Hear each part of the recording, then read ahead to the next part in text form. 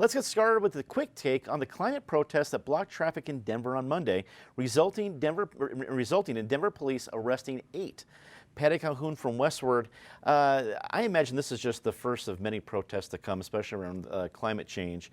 Were the arrests surprising to you? No, I mean, we're wrapping up the week of climate change protests. They started a week ago today, and that was mostly the youth, the teenagers, and that went swimmingly. It was very, very smooth, even though they blocked some traffic. But remember, certain things in Denver are sacred, and one is traffic and the right to move your cars. And this is not the first protest where people have been arrested for blocking traffic, and it won't be the last protest for it, but it will also be one where I think the protesters will win in court. David Kopel from the Independence Institute and DU Law School. What did you think of the police response? Does it make sense for what was happening? Yes, there are many people who believe in many different causes and are very passionate about it. But belonging to a doomsday prophecy cult does not give you some kind of special privilege to obstruct traffic and other people. Political protests should be in parks and not in traffic. And so good for the Denver police for promptly stopping it. Less than 2 minutes in, we already have doomsday prophecy cults. It's good to have you back, David. It was a long 2 weeks without you. Maria Aberger, founder of Be Cleared, also a former member of President Obama's press staff.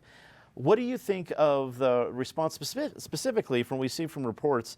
There seemed to be, at least allegedly, some communication from some of the protesters to police saying we want to block one cycle worth of traffic and then be on our way. Where sometimes, and I guess it's always subjective, sometimes that has been, okay, do that and be on your way.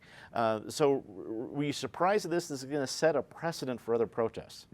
Yeah, I mean, like you said, we're going to see a lot more of these protests, and this wasn't spontaneous. It was announced well in advance, there was communication about it, and I would love to be able to see the police and protesters be able to come up with a plan beforehand to say, look, this is happening, this is announced, this isn't spontaneous.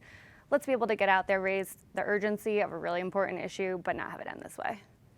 New face to the table, Carlos Valverde, State Director of Colorado Working Families Party. It's great to have you here on the panel. Wrap it up for us. What did you think of the response, and are we going to see a lot more of these protests moving forward?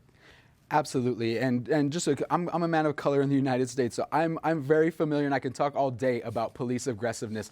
But what I'd rather focus on with this particular story is the thousands of young people from Colorado, from across the country, from across the globe that came out and made a definitive statement that they are tired of political procrastination on this issue. And I'm inspired by the way they are communicating so clearly and loudly, and their moral conviction on moving the needle on this issue in a way that us adults haven't been able, and that science hasn't even been able to do.